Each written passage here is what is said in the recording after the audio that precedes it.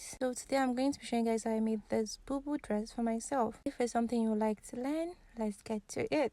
So I'll make use of 4 yards of Ankara fabric, 4 yards of velvet bias, and I have my sample lace. You can make use of half yard, but mine is pieces that I have at home because it's my dress. So I measured my full length plus hemming allowance, and then I cut out my fabric using the rest for my scarf. Gave it 2 folds. That means I have 4 layers. I went on to mark out my 2 inches zip allowance, and as well use this for slits. I placed my front piece on the back piece. I cut out my borderline. I didn't measure the shoulder because I'll still be adding to it. I went on to mark my neckline, 3.5 inches by 2 inches. That's for the back neckline. Then for the front, I went in 3.5 by 3.5 and I created my curve. Due to the zipper allowance, the end of the fabrics are not equal, so I had to cut out to make it equal at the edge. I took my tape from the shoulder to 29 inches and I extended the line, as you can see me. And on that line, I'm going to mark 16 inches. I'm going to take that 16 inches downwards to the end of the fabric, as you see me doing here. And I will join those lines that I made with straight line downwards. Almost done. I will just cut out my pattern on my fabric. You're cutting the back neckline and the front neckline separately. You don't cut them together because they are different. They have different dimensions. After cutting, I'll just split the zipper allowance open.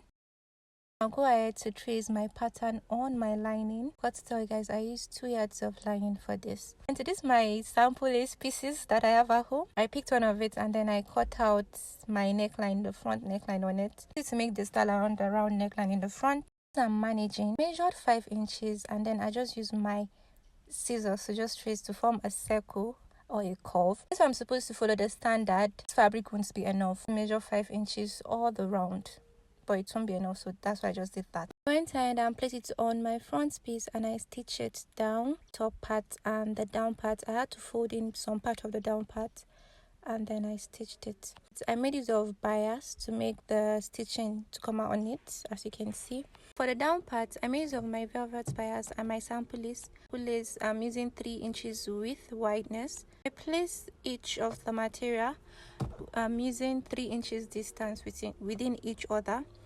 For the sample lace, I had to use this adhesive gum to make it very easy to stitch on, I made use of 3 inches distance between the velvet bias and the sample lace. I made use of 3 inches wideness because I was aiming for 2 inches. So after folding and hemming, you should have about 2 inches left. When I was done, I turned the back neckline and the front piece neckline lining, and then I had to stitch the zipper allowance for the back and give it a good press. Here I'm going to be joining the 2 shoulders together. The result, you should join the 2 fabrics together and the 2 linings together like this. Right face facing right face, then you stitch it by ½ inches. Smooth result for your shoulders. You can see very neat. The sewings are inside, the stitches are inside. After that, I went on to attach my band to the sleeve. When I was done attaching the band, I wanted doing this for both sides, but the velvet bias was not enough, so I just had to put it at one side of the fabric. And then I will just join my back and front piece together.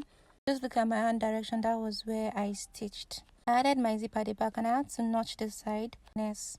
So on the right face of the fabric, I'm going to be my bust measurement, my waist measurement, and my hips measurement with additional 2 inches or 3 inches depending on what you want. Divide your measurement into 4 and then you mark it on both the left and right hand side. And join your markings together. The markings were not clear because I used white chalk and I was not able to get a very good capture of it. Just measurement your waist and your hips and you join them and you run your stitch through those lines that you've created, joining both back and front together. I hemmed the down of my bubu and my bubu was ready. You can see the stitch I passed through from my bust to my waist and then my hips, right? There you have your bubu is ready. This style, I just had an idea and this was the result. As you can see it on me, looking so nice and unique. Get a like, drop comment. Don't forget to turn on your notification bell. Thank you so much for watching. See you guys in my next video. Bye.